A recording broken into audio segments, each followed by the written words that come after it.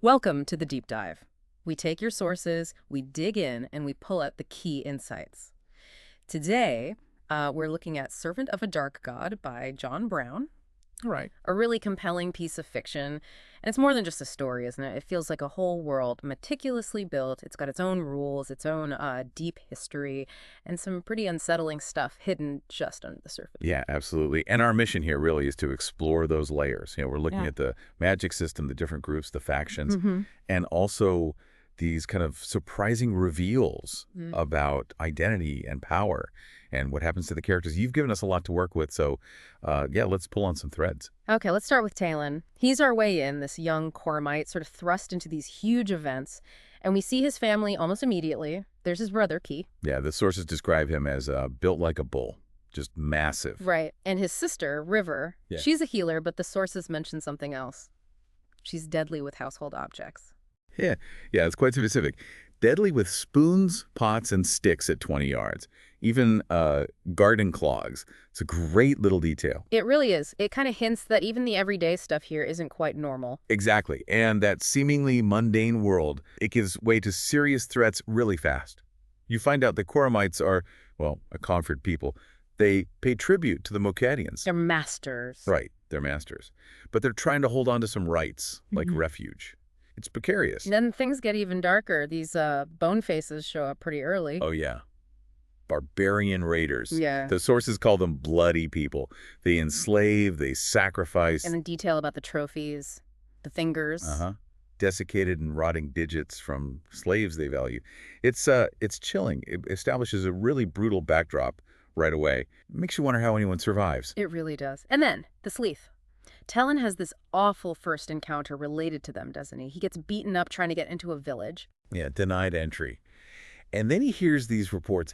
Hatchlings escaped, a family slaughtered, and the Mokadian bailiff kind of pressures him into hunting them for a bounty.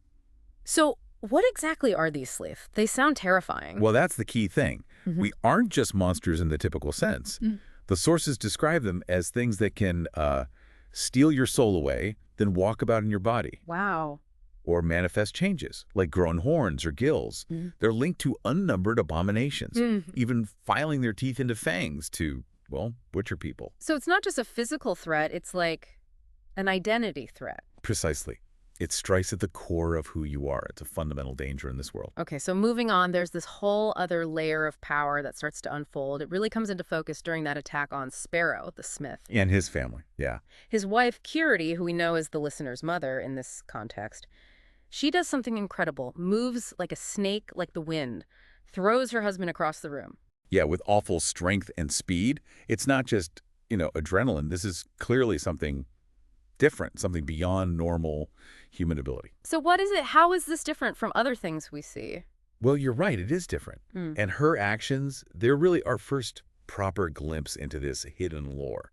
It's this secret knowledge, this ancient power, used by a group called the Order, sometimes Mhm. called the Grove of Ismaias. The order. Okay. And they're completely distinct from the Divines. The Divines are the human rulers, the ones who control fire. Which is like the raw magic energy. Exactly, the raw energy of the world. And they use it to make these dread men, these sort of unsettling, almost zombie-like beings. Right. But the Order sees the Divines as thieves. They believe Divines forcibly take fire and that it taints souls. Whereas the Order members, people like Purity, Talon's father Hogan, this character Argoth, the Creek Widow, we're called roots, leaders, essentially. And they believe they can freely give fire without that taint. Okay, that makes sense. And this connects directly to Talen, doesn't it? River tells him something pretty shocking about his mother. Yeah, she reveals his mother didn't just die of grief. She says, your veins, brother, run literally with our mother's fire. Wow. So it's inherited. Inherited and manipulated almost. River explains parts of him were twisted at birth, influenced by a design from these beings called Wister wives. Wister wives. Who are they? Mysterious figures kind of linked to the world's creators. They seem to subtly guide destinies. So River tells Talen he's not some common worm, but bred to power. and comes with a few surprises. Which explains those earlier hints, like him catching that snake incredibly fast. Exactly. It all starts to click into place. And this whole idea of power, how it Yeah. works, it's central. You have the king's collar, this divine weave used to block magic, to weaken people. Like a magical handcuff. Sort of, yeah. Yeah. But then you see the hag's tooth, which is a different kind of tool, specifically used to remove those collars. So it's this constant back and forth, a battle of magical tools and the beliefs behind them. And the stakes are incredibly high. You mentioned Argoth. Right, Argoth. He's a Mokadian captain, but secretly a root in the order. And there's this moment where he actually draws fire from his own son, Nettle, to quicken himself, basically, to power himself up. Risking his son's life. Yeah, it shows the desperate measures the Order is taking, fighting both the Bone Faces and the Divines. Mm. It's not simple heroism. They're really complex moral choices involved. Okay, let's talk about the antagonist, this dark god. It starts to become clearer through this creature called Hunger. Hunger. Made of earth and grass, eyes like pits. It gains intelligence, even sorrow, by eating human souls. Specifically, Barg, a harvest master. And Hunger isn't acting alone, right? It's being compelled. Directly compelled by the mother, and she is, well, truly chilling. What's her deal? What's her perspective? It's fascinatingly awful, really. She sees humans basically as livestock, cattle, or staples of her diet that she's been domesticating for ages. She thinks feeding on souls is just natural, compares it to humans eating cows. That's different. It is. And she manipulates Hunger, forces it to act, even though Hunger feels Barg's grief, sees his memories, his girl, his sons, his lovely, precious wife. It's quite poignant, actually. And the mother herself, what does she look like? The sources describe her true form as having a muzzle and fur, strongest in her caves. But she's a master of illusion.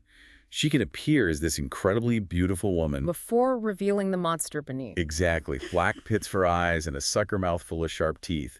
It adds this layer of deception to her evil. So this all leads to the climax, the big battle in the cave. Right. You've got the Skurmaster there. He's a powerful divine. He has these spectacles, a weave made of milky stone. It let him see magic. See weaves, yeah, and extract essence, extract fire. He's torturing Argoth, trying to figure out how to quicken a thrall, basically, how to force power into someone. And he plans to use Purity as bait. Yep. But then, in this amazing twist, Hunger the monster is the one who rescues Purity, scales the walls like a dark three-legged spider. Wow, and what happens when the Skurmaster confronts Hunger? He gets utterly destroyed. Yeah. Just obliterated. Which really makes you ask, who's the real villain here? Exactly. It's such a great question the sources raise.